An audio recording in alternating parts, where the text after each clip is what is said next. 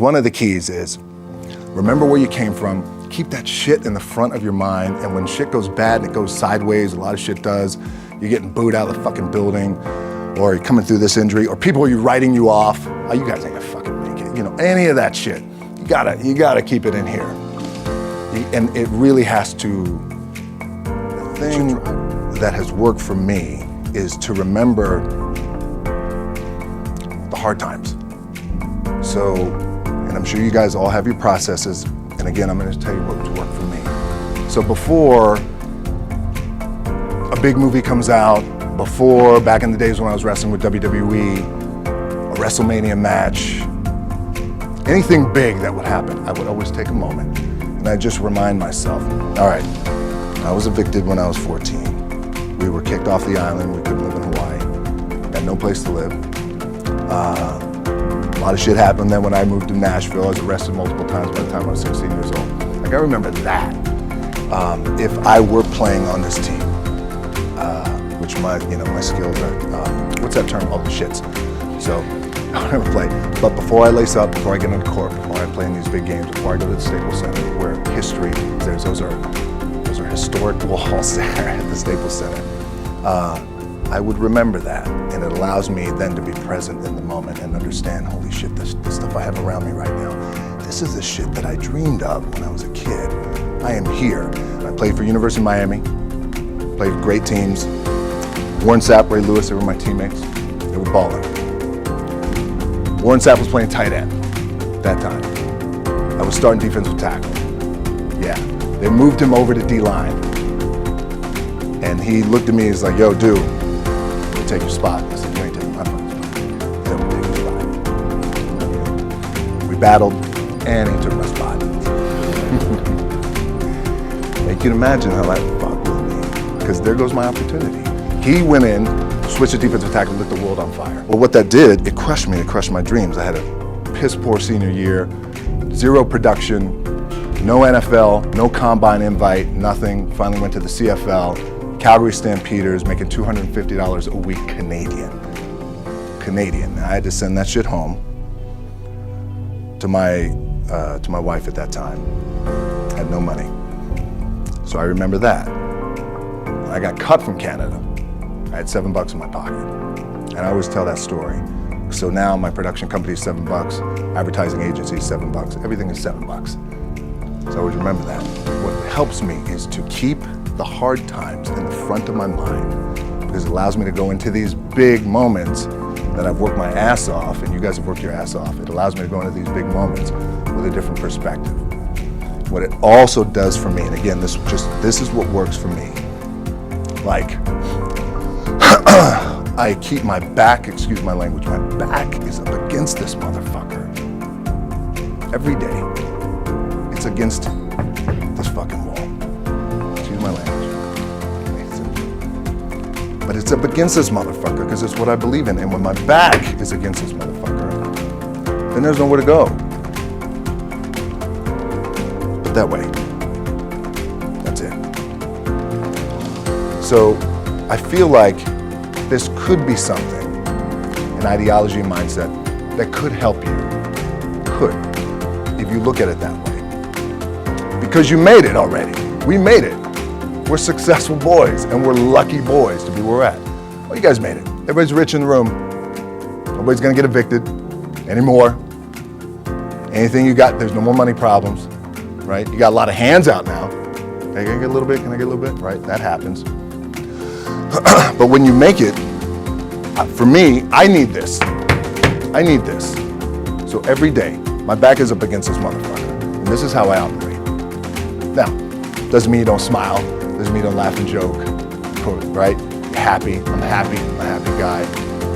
But when it comes to business, when it comes to executing, it's up against this. And I gotta go that way. I don't give a fuck who is in front of me. They're not gonna stop me. I feel like for me, it feels seamless because you prepared for so long, but it's just like you guys prepping for a game. That's the fun part.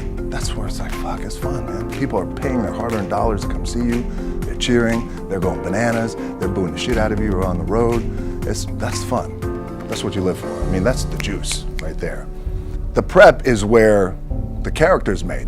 And I just don't mean the character I play, I mean the character in here. So for me, the prep is getting with the director, getting with the producers, getting with the writers, so in essence, it's like getting with all your coaches and your different position coaches and all the meetings that you have to have, right? So that's the work you put in. The key for me was, where does it start? What's the anchor? What's the anchor? So I could have all these ambitions and you guys have all these ambitions, which is great. It's important. I'll play this role, you'll play that role.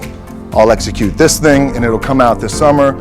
You guys will execute this thing during the summer, right, when it's time to really put in a lot more work.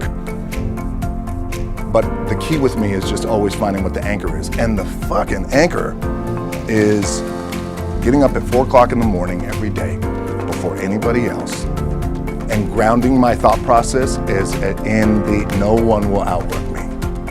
No one. I love and I respect you guys. Motherfuckers will outwork me. All starts with this. 2 hands. Putting in work. The anchor for me has always been the work in terms of the weight room training.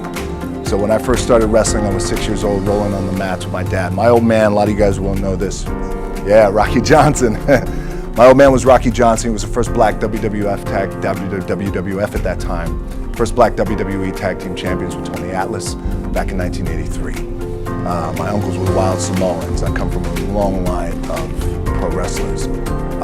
But before the wrestling part happened, I was just in the gym putting in the work. At 6 years old, rolling around on the mats. And finally when I could touch weights at 13, that's what I was doing. But the weight part for me and the gym part has always been, has to be the anchor. Look, at the end of the day, like again, it's the kind of stuff that I talked about at top is I have to hold on to my dad in his pickup truck came down 4 o'clock in the morning, picked me up in Miami from Tampa. We lived in a little shitty apartment in Tampa. He drove down in his little pickup truck to Miami to get me when I was cut from the CFL. I was driving up I-75. I don't know if you guys are from Florida, any of you guys, if you know, it's I-75 is like, especially down in Florida, Alligator Alley. I'll never forget it. It's 4 o'clock in the morning. And I thought, well, fuck. I leave home like you guys left home. I'm ready to tackle the world, to get after it, achieve my dreams and goals. Fucking crushed by 22, 23 years old. Now I gotta move back in with my mom and dad. I played on great teams though. Wait a second, this is not supposed to be my future. I'm supposed to be in the NFL right now. I'm supposed to be making a lot of coin and buying my parents shit, buying me shit, taking care of my wife, but it never happened. So I pulled out my wallet, I thought, well, let me see how much money I have. I opened it up, I had a 5, a 1, and change. I'm not fucking around, and well, at least I rounded up to $7. But I thought, God, ain't this a bitch? I got $7 in my pocket. Where the fuck do I go now? What do I do?